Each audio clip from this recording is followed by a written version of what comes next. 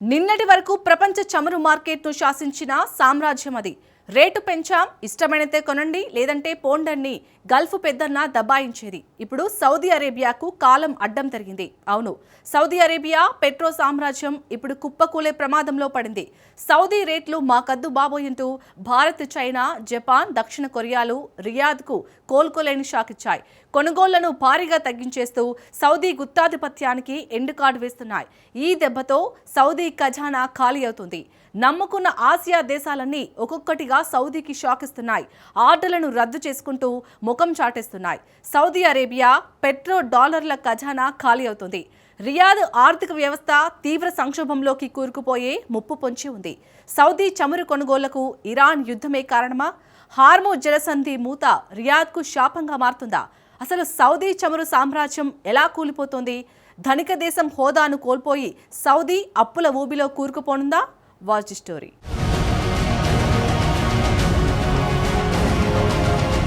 Saudi petro సామ్రాజ్యం కుప్పకూలుతోందా?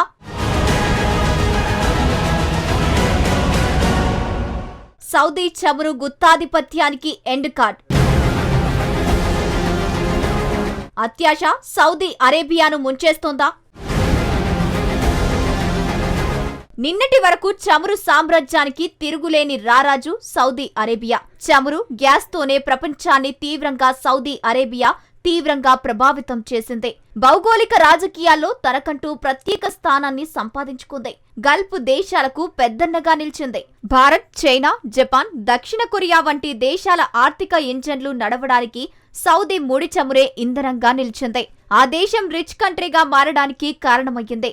చమురు ధరలను ఇబ్బడి ముబ్బడిగా సౌదీ పెంచేసింది. ఇష్టమైతే కొనండి, లేకపోతే లేదంటూ సౌదీనే రివర్సు బెదిరించేది. కానీ రోజులు ఎప్పుడూ ఒకేలా ఉండవు. ఇప్పుడు సౌదీ చమురును కొనుగోలు చేసేందుకు ఎవరూ ముందుకు రావడం లేదు. మరీ ముఖ్యంగా ఆసియా దేశాలు ప్రత్యామ్నాయ మార్గాల్లో చమురు కొనుగోళ్లపై దృష్టి సారించాయి. దీంతో ఇప్పుడు రియాద్ చమురుకు భౌగోళిక మార్కెట్లలో పోటీ తీవ్రంగా పెరిగింది. దీనికి తోడు ఇరాన్ యుద్ధం, హార్మోజ్ జలసంధి సంక్షోభాలు సౌదీకి శాపంగా మారాయి. గల్ఫ్ పెద్దన్న దేశం చమురు సరఫరాలకు తీవ్ర అంతరాయం కలిగింది. ప్రస్తుతం సౌదీ అరేబియా సరికొత్త సవాలును ఎదుర్కొంటుంది. ఆ దేశం నుంచి ఆసియా దేశాలు చమురు దిగుమతులను భారీగా తగ్గించుకుంటున్నాయి. చైనా తన కొనుగోళ్లకు కోత పెడుతోంది. భారతదేశం దిగుమతులను తగ్గించేస్తోంది.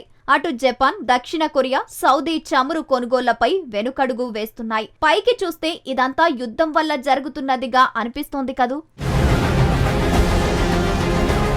సౌదీ చమురు కొనుగోళ్లు పడిపోవడానికి అసలు కథ వేరే ఉంది.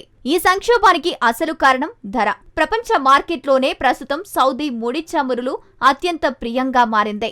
ఆసియాలోని రిఫైనరీ ఇప్పటికే తీవ్ర ఆర్థిక ఒత్తిడిని ఎదుర్కొంటున్నాయి.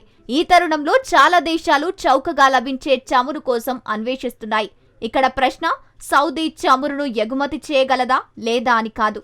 అంత భారీ ధర చెల్లించి కొనడానికి ఇప్పుడు ఎవరు సిద్ధంగా ఉన్నారు అన్నదే అసలు ప్రశ్న. అమెరికా, ఇజ్రాయెల్ ఉద్రిక్తతలు తీవ్ర రూపం దాల్చినప్పటి నుంచి సౌదీ చమురు ఎగుమతులు క్రమంగా పడిపోతూనే ఉన్నాయి. ఫిబ్రవరిలో నిత్యం 73 లక్షల బ్యారెళ్లు ముడి చమురును సౌదీ ఎగుమతి చేసింది. కానీ మార్చి నాటికి ఆ ఎగుమతులు 44 లక్షల బ్యారెళ్లకు పడిపోయాయి. ఇక మేలో సౌదీ నుంచి బయలుదేరాల్సిన కార్గోల రవాణా అంచనా కేవలం 39 లక్షల బ్యారెళ్లు మాత్రమే. ఇది సౌదీ చమురు ఎగుమతుల చరిత్రలోనే అత్యంత కనిష్ట స్థాయి. అయితే ఇక్కడో ఆసక్తికరమైన విషయం ఉంది.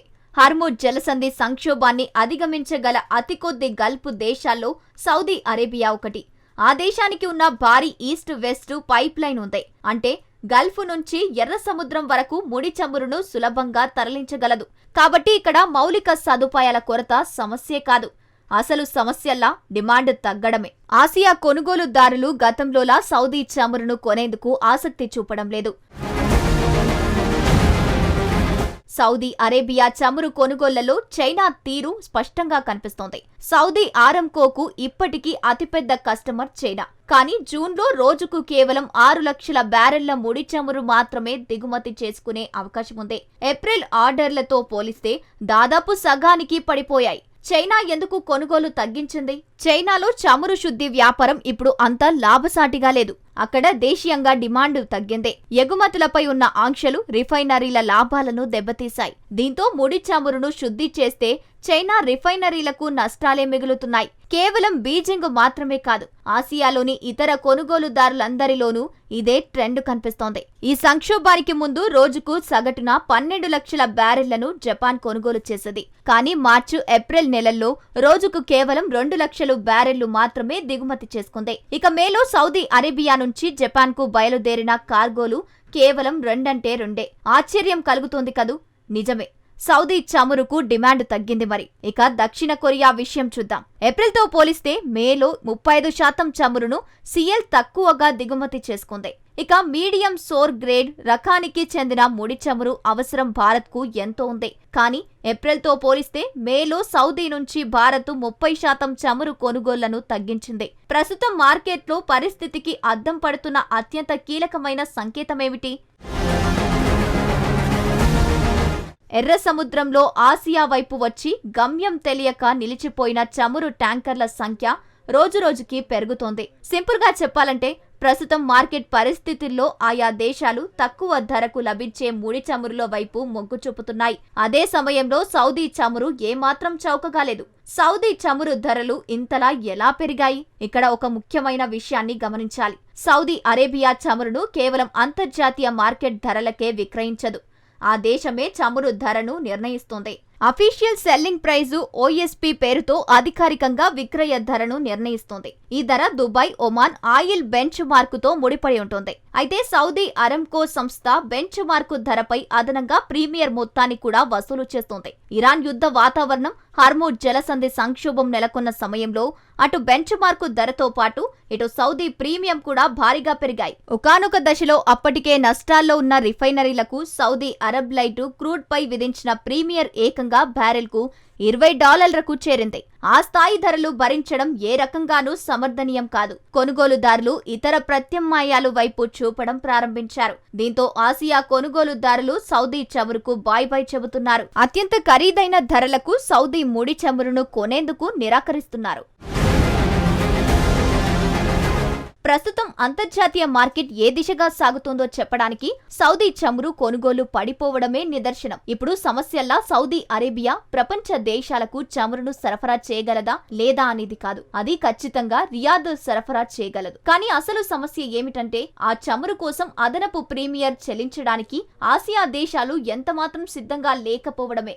నిజానికి గత కొన్నేళ్లుగా భారత్, చైనా వంటి ఆసియా దిగ్గజ దేశాలు పశ్చిమాసియాలో తలెత్తే ప్రతి సంక్షోభానికి తీవ్రంగా ప్రభావితమవుతూ వస్తున్నాయి. సౌదీ అరేబియా ముడి చమురు కొనుగోళ్లు తగ్గిపోతే ఆ దేశంపై పడే ప్రభావం కేవలం ఆర్థిక పరంగానే కాకుండా రాజకీయ, సామాజిక రంగాలపై కూడా తీవ్రంగా ఉంటుంది. ఎందుకంటే సౌదీ ఆర్థిక వ్యవస్థకు చమురే ప్రధాన ఊపిరి. సౌదీ అరేబియా ప్రభుత్వం ఆదాయంలో దాదాపు 70% నుంచి 80% వరకు ఒక్క చమురు ఎగుమతుల ద్వారానే వస్తుంది. కొనుగోళ్లు పడిపోతే దేశంలోకి వచ్చే పెట్రోడాలర్ల ప్రవాహం నిలిచిపోతుంది.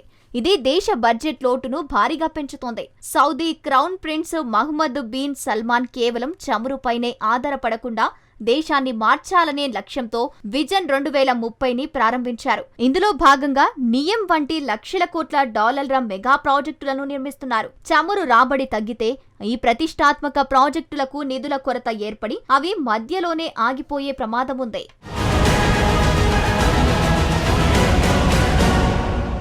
సౌదీ అరేబియాలో పౌరులకు ఉచిత విద్య, వైద్యం, పన్నుల మినహాయింపులతో సహా అనేక రకాల సబ్సిడీలను ప్రభుత్వం అందిస్తోంది.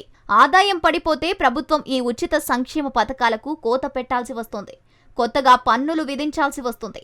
ఇది దేశ ప్రజల్లో అసంతృప్తికి, అంతర్గత తిరుగుబాట్లకు దారితీయవచ్చు. ప్రపంచ ఇంధన మార్కెట్ను శాసించే ఒపెక్ కూటమిలో సౌదీ అరేబియాదే అగ్రస్థానం.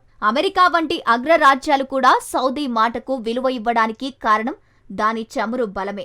కొనుగోలు తగ్గి మార్కెట్పై పట్టు కోల్పోతే అంతర్జాతీయ రాజకీయాల్లో సౌదీ ప్రాధాన్యం, పట్టు పూర్తిగా తగ్గిపోతాయి.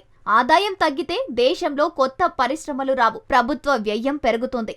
దీంతో స్థానిక యువతలో నిరుద్యోగం పెరుగుతోంది. ఆర్థిక వ్యవస్థ బలహీన పడుతోందని గ్రహించి విదేశీ ఇన్వెస్టర్లు తమ పెట్టుబడులను వెనక్కి తీసుకుంటారు. ఇది దేశ కరెన్సీ రియల్ విలువను కూడా ప్రమాదంలోకి నెడుతోంది. సింపుల్ గా చెప్పాలంటే చమురు కొనుగోళ్లు పడిపోతే సౌదీ అరేబియా తన ధనిక దేశం అనే హోదాను కోల్పోయి తీవ్ర అప్పుల ఊబిలో కూరుకుపోయే ప్రమాదముంది.